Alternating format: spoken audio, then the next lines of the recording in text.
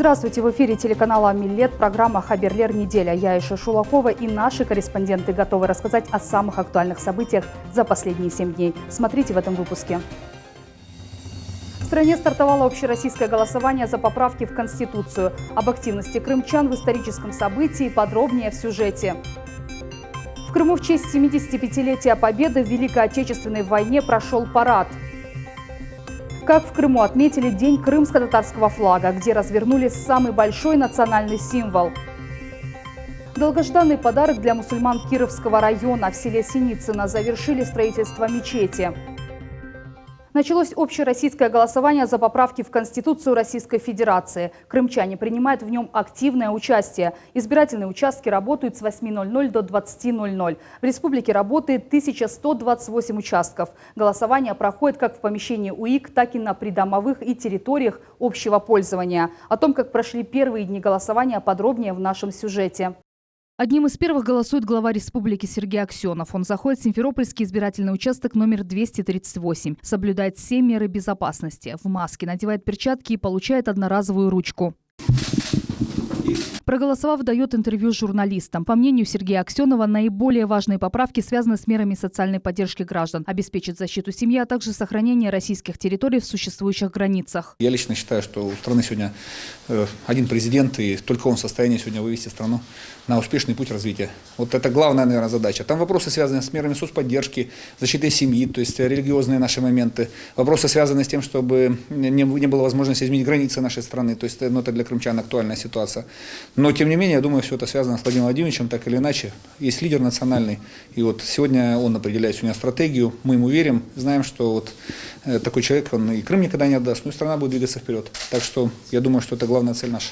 Гражданский долг выполняет и председатель Государственного совета Республики Крым Владимир Константинов. Его избирательный участок в поселке Научный Бахчисарайского района. Отличное настроение, проделана была большая работа властями, простыми жителями по подготовке. Наконец этот процесс начался.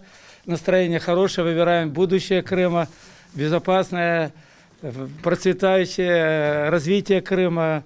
Так что надеемся, что все злоключения крымчан за долгие годы прекратятся, и впереди у нас стабильная жизнь по развитию и преображению нашей отчизны. Как и положено, после каждого проголосовавшего кабинка дезинфицируется, выдерживается социальная дистанция. Правила общие, без исключений, для всех пришедших проголосовать. Их придерживается и председатель Совета министров республики Юрий Гаценюк. Это долг каждого гражданина прийти проголосовать на свой избирательный участок, считает даже это мера ответственности и мера патриотизма. Свой голос отдал и министр внутренней политики, информации и связи Республики Крым Михаил Афанасьев. Он убежден, что крымчане стали свидетелями исторического события. Мы все понимаем, что поправка, которая касается неделимости территории, она очень актуальна для нашей республики, поэтому я пришел эту поправку поддержать. Помимо этого, конечно же, фундаментальные вносятся изменения, которые сегодня продиктованы сегодняшним временем, сегодняшней действительностью.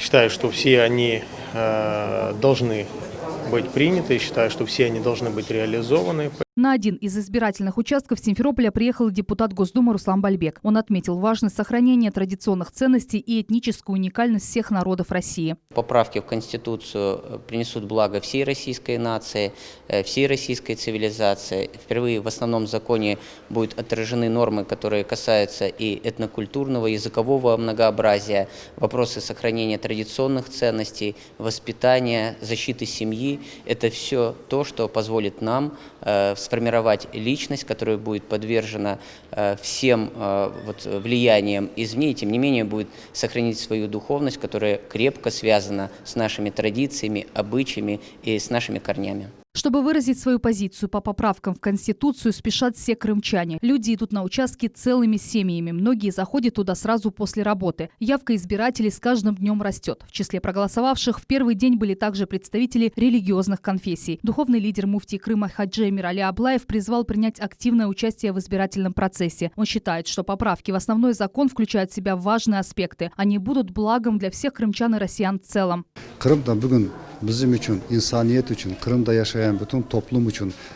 Если сейчас для Крыма, для всех его жителей есть надежда на позитивные изменения, то мы должны в этом участвовать. Весь наш народ не должен оставаться в стороне, должен поддержать поправки.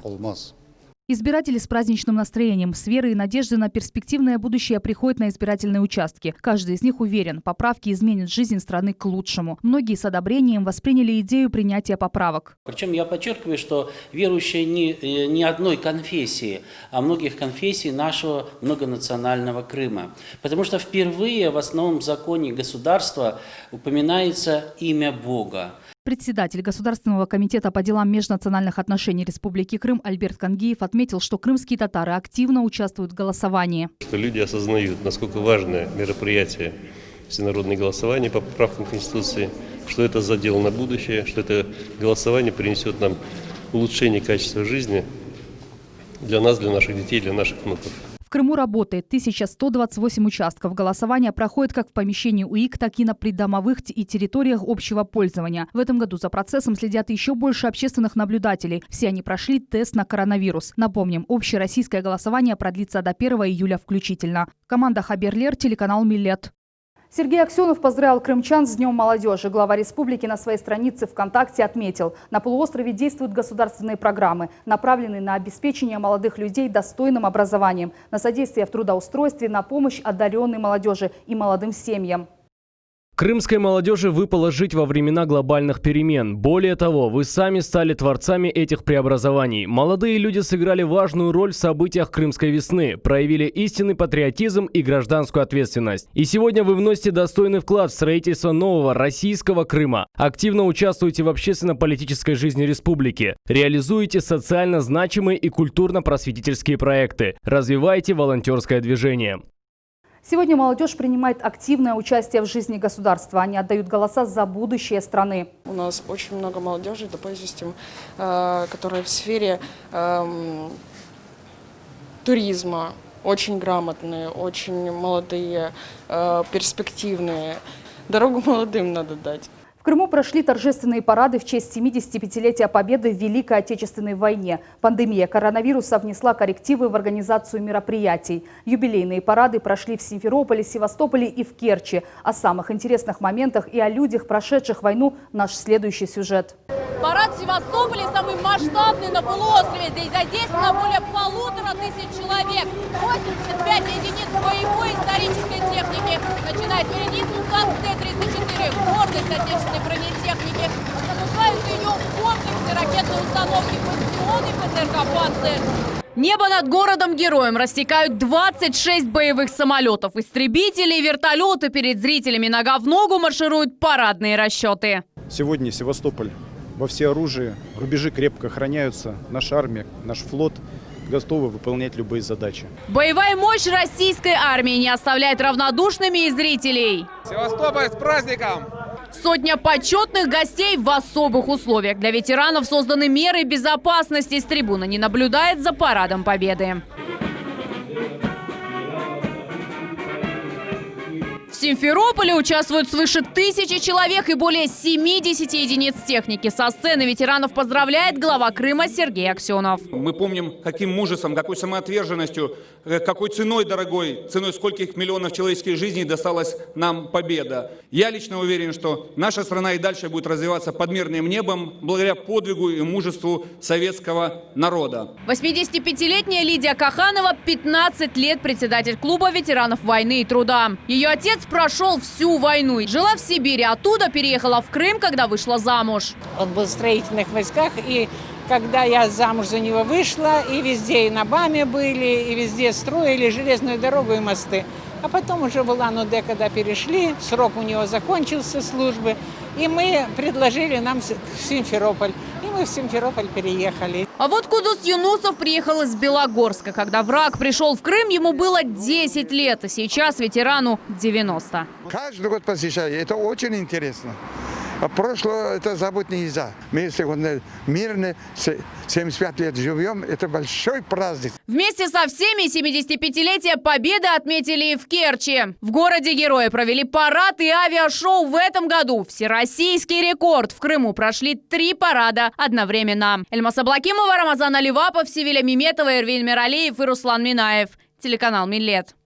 Среди крымско-татарских архитекторов объявят конкурс по благоустройству сквера, где планируют установить монумент Амедхану Султану. Из 3 предложенных вариантов выбран один. Почему и на каком этапе подготовительной работы, выясняли наши корреспонденты. Если откроете, я буду благодарна не от себя, а от его имени. На видеосвязи из Москвы двоюродная сестра Амедхана Султана Алла Садлаева. Недавно прочла приятную новость в социальных сетях. Выдающемуся крымскому татарину на родине впервые установят памятник во весь рост. Он и герой, он и испытатель,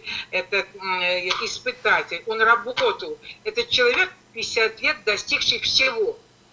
Вот этот памятник его, красавцу, надо было поставить. Чтобы увековечить память советского героя, объединились общественники, архитекторы и местные власти. Определили несколько мест для возведения будущего мемориала. Первый на месте закладки памятного камня в центре кольцевой транспортной развязки в районе городского рынка. Этот небольшой участок находится между проезжими частями. Движение здесь круглосуточно. Добраться к островку проблематично. Для этого приходится нарушать правила дорожного движения. Люди вынуждены рисковать жизнью. Что уже говорить о проведении праздничных мероприятий. Территория не рассчитана для массовых сборов. Еще одним вариантом стал участок в районе арок на центральном рынке. Однако и здесь из-за технических ограничений оказалось невозможным приступить к работам. Разместить данный памятник на площади перед входом в центральный рынок был отклонен в связи с того, что это место просто напичкано, насыщено коммуникациями всевозможными, и там разместить этот вопрос никак нереально.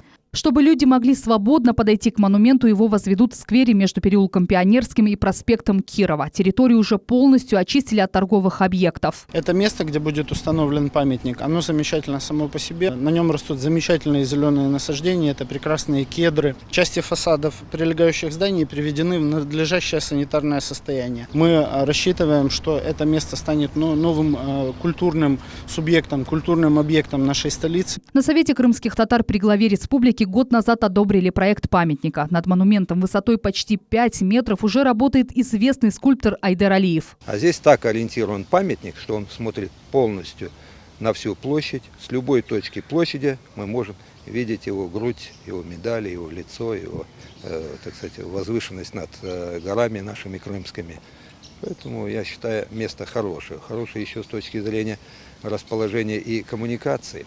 Воплощение в жизнь давней мечты сразу нескольких народов стало возможным только в российском Крыму. В ближайшее время среди крымско-татарских архитекторов объявят конкурс на благоустройство сквера, где возведут монумент. Работы начнутся уже в октябре. Айша Шулакова, Арсен Фукала, Рафаэль Вахидов, телеканал Милет. В селе Голубинка Бахчисарайского района торжественно открыли памятник участнику Великой Отечественной войны танкисту Якубу Люманову. Инициатором стал его племянник. Монумент установили возле дома, где жил и откуда ушел на фронт герой. Тему продолжит Руслан Минаев. По рассказу своего отца, вот как он рассказывал, я это все помню и знаю. Вот он говорит, вот веранда у нас была такая. Вся стеклянная. Якуб Люманов показывает отчий дом своего дяди, участника Великой Отечественной войны, танкиста Якуба Люманова. 4 комнаты, большие 4 комнаты, говорит. И все мы дети там, у них такой как зал был, они все дети там собирались и играли. Сохранился и подвал. Здесь дети, которых в семье было 12, прятались от палящего солнца, набрав ледяной воды из колодца. Он по-прежнему на месте, и вода в нем такая же вкусная, как рассказывали родители. Из этого дома 22-летний Якуб Люманов ушел на фронт. Родители смотрели ему вслед и говорили: сынок, ты надолго уходишь? Вот видите. А получилось так, что он действительно ушел надолго. На войне Якуб Люманов проявил себя бесстрашным в бою и бескомпромиссным с врагом. За свои заслуги получил орден Красного Знамени, орден Красной Звезды и медаль за отвагу. Дошел до Берлина, погиб в феврале 45-го, не дожив до Великой Победы всего несколько месяцев. Сегодня в селе Голубинка в торжественной обстановке открыли памятник герою. Инициатором выступил его племянник. Идею поддержали депутат Госдумы Руслан Бальбек и местная администрация. Памятник установили в центре села. Чуть дальше дом, где и жил танкист Якуб Люманов. Бронзовый бюст стал украшением населенного пункта. Теперь все жители Голубинки будут знать героя. Уверенный взгляд и грудь в наградах за отважную службу. Таким Якуба Люманова запечатлел автор. Идея создания монумента родилась год назад. Наш семейный близкий друг Якуб Люманов, племянник нашего героя, он обратился вот с такой просьбой. И мне приятно сегодня, вот, что из семейного вот такого просьбы получилось вот такое событие. Человек очень позитивный. Вот. И здесь я пытался передать вот это, чтобы какая-то такая окрыленность какая-то была. Участники торжественного мероприятия возложили цветы к памятнику знаменитому танкисту. Он был человеком, который не жалел своей жизни для того, чтобы защитить свою родину. И Крым в том числе. Золотыми буквами вписал свое имя в историю развития нашего государства, нашей страны. В память о героях Великой Отечественной войны рядом с бюстом Якуба Люманова планируют создать аллею славы. Руслан Минаев, Дмитрий Низовой, телеканал Миллет. Строительство 3 детских садов завершили в Симферополе. Каждое из учреждений рассчитано на 260 воспитанников. Размещены сады в разных районах столицы. Наш корреспондент готов поделиться подробностями. Двухлетний Нури спускается с горки. За руку с мамой Алиме Мустафаевой он гуляет по игровой площадке рядом с одним из детских садов Симферополя. Вопрос с детским садом у нас всегда актуален. Естественно, мы очень рады будем, если откроются возле нашего, конечно, дома детский сад. И, естественно, будет проще и мне, и родителям нашим. В этом году в Симферополе завершили строительство 3 детских садов. Один из них рассчитанный на 260 детей, расположен в микрорайоне Крымская Роза. Строительные работы закончены, сейчас происходит клининг помещений, а также монтаж мебели и последние работы по, допустим, сантехнике, монтаж защитных решеток на радиаторы, и поставка оборудования заказчикам. А вот на здании детского сада по улице Орта уже скоро установят номерной знак 10. Здесь уже обустроены учебные кабинеты, игровые, раздевалки с сушильными шкафами и медицинская комната. Летом 2018 года мы приступили к строительно-монтажным работам и закончили их декабрем 2019 года. Сейчас у нас происходит момент передачи садика эксплуатирующей организации, заказчику. 4 объекта построили по федеральной целевой программе и 5 по нацпроекту «Демография». Их ведут в эксплуатацию уже осенью. В этом году начинаем проектировать по соглашению между Республикой Крым и Министерством просвещения еще 19 детских садов по Республике Крым. Помимо того, что мы по ФЦП проектируем, мы начинаем в этом строить еще около 10 детских садов. В ближайшие 2 года в республике планируют построить еще 80 детских садов по ФЦП и нацпроектам. София Шукурова, Ильмас Аблакимова, Арсен Фукала, телеканал Миллет. На полуострове отметили День крымско-татарского флага. С этим событием крымчан поздравил депутат Госдумы Руслан Бальбек. Парламентарий заявил, что национальный флаг – это символ нашего народа. Это артефакт нашей самобытности. И Российская Федерация эту самобытность всячески поддерживает. В свою очередь председатель Госкомнадс Альберт Кангиев отметил, что флаг воплощает в себе самые главные ценности крымско-татарского народа. Национальный символ отражает многовековую историю и многогранные традиции. В этот день жители полуострова развернули самый большой флаг с тамгой на вершине Демирджи, а также на плато Аккая. Также акция состоялась в Симферополе, Феодосии, Керчи и Судаке. О том, как прошел праздник, расскажет Ильмас Аблакимова. Солнце еще только показывает первые лучи, а у подножия Демирджи уже виднеются полотна небесно-голубого цвета. Родная символика в руках почти у каждого, а на лицах сияют улыбки. В день крымско-татарского флага активисты готовятся покорить самую высокую точку Алушты. Развивая полотна на ветру, колонна начинает движение во главе с опытными проводниками. Шаг за шагом около 50 человек преодолевают сложные участки пути. Сложно, но бодро. Но бодро, да. Масса впечатлений все положительные. Резкие повороты, крутые склоны и подъемы, залитые водой и засыпанные камнями тропинки. Но и они покоряются идущим. Нормально. Хорошо. Поднимается. И уже скоро придем к цели. У горного родника по пути люди набирают воду, фотографируются у 300-летнего дуба и на фоне пейзажей Демирджи. Половина дороги пройдена, отдых несколько минут и вновь подъем перед самой вершиной. Это дорога между северным и южным плато Демирджи. Второй этап пути, лесистая местность и самый сложный этап. Здесь мы поднимаемся на высоту 1200 метров. Двухчасовое восхождение в заповедной зоне позади. Для людей открываются долгожданные виды. Крымско-татарский флаг. Более века назад его впервые подняли на флагштоке. Полотно с золотой эмблемой – особый код идентичности. Мы привели сюда детей, чтобы эту традицию переняли и они. Чувствую большую гордость за наш народ. Самому младшему участнику восхождения 9, а вот самому взрослому 64 года. Чувствую себя великолепно. Приятно, что участвую в таком празднике, в таком мероприятии крымско-татарского народа. Собравшиеся проводят дуа, читают молитву. После в национальных костюмах артисты исполняют традиционный танец – хайтарму. А вот и кульминация восхождения. Самый большой в мире крымско-татарский флаг 28 метров в длину и 18 в ширину растягивают на плато. Десятки человек крепко держат его в руках. Голубое полотно теперь видно с высоты птичьего полета. В небо отпускают воздушные шары с тамгой. Национальную символику можно было увидеть еще на одной крымской вершине. Колонна машин с голубыми полотнами направляется к визитной карточке Белогорска. Золотая тамга на небесно-голубом полотне. Огромный крымско-татарский флаг 12 на 6 метров развернули прямо на Белой скале.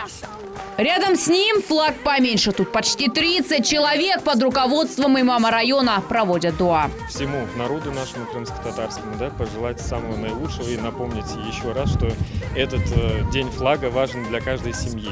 Родной флаг вселяет уверенность и укрепляет чувство патриотизма, говорят люди. Как цвет голубого неба. Тамга – это знак рода гиреев. Насколько она символична к нашему народу, этот флаг – это и есть наш народ. Сильный ветер не стал преградой и для танца. Ансамбль исполняет хайтарму в белоснежных костюмах под искренние аплодисменты. На высоте более 1000 метров звучат патриотические речевки. Эльмас Аблакимова, Рамазан Элювапов, Асан Ибрагимов и Алишер Алимов. Телеканал «Миллет». День крымско-татарского флага отпраздновали и в микрорайоне Белое. С национальным флагом под народный гимн местные жители прошли по центральным улицам. Всех угощали сладостями, дети пели, читали стихи, а в мечети прочитали молитву. Пока наш флаг развивается, мы сильные, мы могучие. Всех с праздником! День национального флага в микрорайоне торжественно отмечают уже второй год. Праздник объединяет местных жителей. Дети наши и мы, все взрослые, чувствовали, что мы живем на родной земле, Хрымда. Долгожданное событие для мусульман Кировского района. В Синицыно открыли мечеть, а в селе Возрождение заложили фундамент под строительство религиозного сооружения. Свидетелями таких важных событий стала и наша съемочная группа. Для жителей села Барах, ныне Синицыно, Кировского района двойной праздник. День крымско-татарского флага и окончание строительства мечети. Символично, что открытие состоялось в пятницу. Благословенный день для мусульман.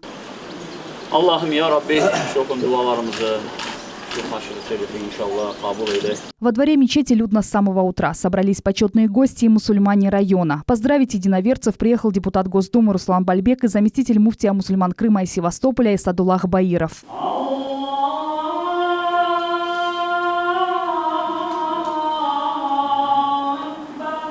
Впервые здесь звучит эзан. Прихожане совершают коллективную молитву. Молитвенный зал рассчитан на 130 человек. Безопасная дистанция и все санитарные нормы соблюдены.